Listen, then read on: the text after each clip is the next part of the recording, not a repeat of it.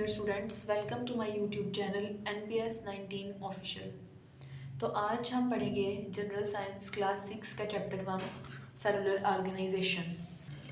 तो students, cellular organization वाले chapter में बेसिकली हमें बताया गया है सेल से टिश्यूज़ कैसे बनते हैं, देन टिश्यूज से ऑर्गन्स कैसे डेवलप होते हैं, देन ऑर्गन से ऑर्गन सिस्टम एंड देन पूरा ऑर्गेनिज्म कैसे डेवलप होता है।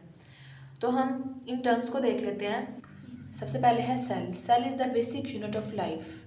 सेल हमारी ज़िंदगी की इकाई है। देन है tissues, organization of similar cells, मतलब सिमिलर सेल्स के मिलने से टिश्यूज़ बनते हैं। देन है ग्रुपिंग ऑफ रिलेटेड टिश्यूज़, मतलब कि सिमिलर टिश्यूज़ के मिलने से ऑर्गन्स डिवेल्प होते हैं। Then coordination of different organs to complete the task, then organs के मिलने से ऑर्गन सिस्टम बनता है।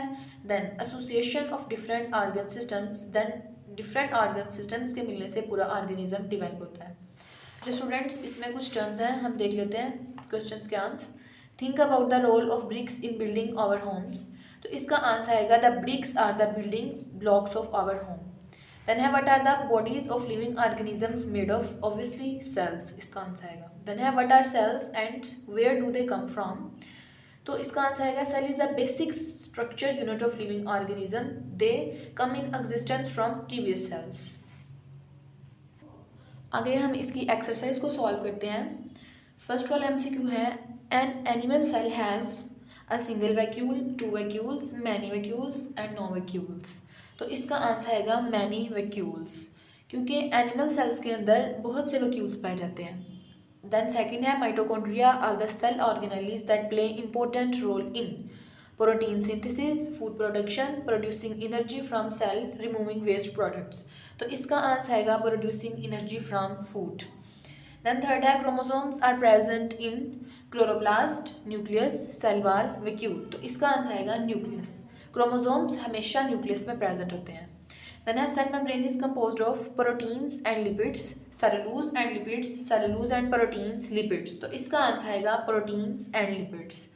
Then है chlorophyll is a pigment whose color is red, blue, yellow, green. Chlorophyll का कलर हमेशा ग्रीन होता है. Human skin is made of muscle tissue, blood tissue, epidermal tissue, epithelial tissue. तो इसका आएगा एपिथेलियल टिश्यू.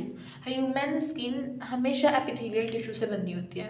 उसके बाद है oxygen is carried from lungs and supplied to the whole body by white blood cells, red blood cells, platelets, bone cells. तो इसका answer आएगा red blood sales.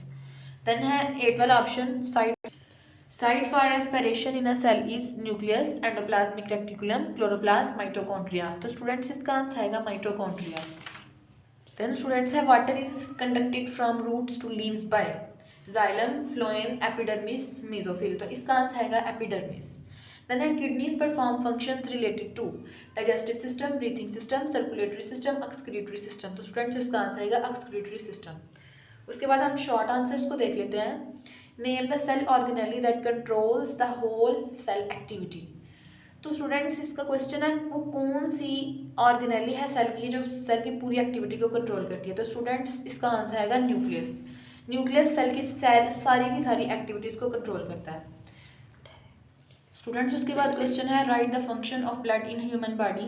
तो स्टूडेंट्स इसका आंसर आएगा blood circulates throughout the body to transport different materials from one part of the body to another. Blood हमारी पूरी body के अंदर सर्कुलेट करता है.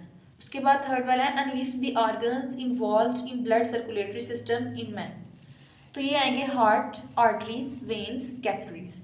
उसके बाद फोर्थ वन है name the red coloured pigment present in RBCs, मतलब red blood sales. Haemoglobin is present in red blood sales, मतलब इसका आंसर आएगा haemoglobin. Okay students, I hope so आपको समझ आई होगी. ओके, अल्लाह हाफिज़, थैंक यू.